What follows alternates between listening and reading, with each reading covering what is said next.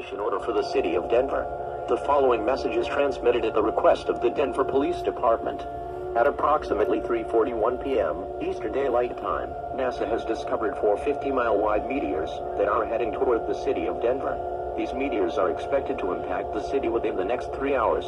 When these meteors impact, they will completely decimate the city. This is a very dangerous situation and should be taken seriously. All residents of the city of Denver are advised to evacuate the city immediately. Make sure gather the necessary supplies such as food, water, clothing, medical supplies, and a battery-powered radio. When you evacuate, tie a white towel or cloth to your mailbox to notify your local authorities that you have obeyed the evacuation order. Evacuate the area in a calm manner, and do not panic as it will make the situation worse. Evacuate now. I repeat, evacuate now. Stay tuned for further updates on this dangerous and life-threatening situation.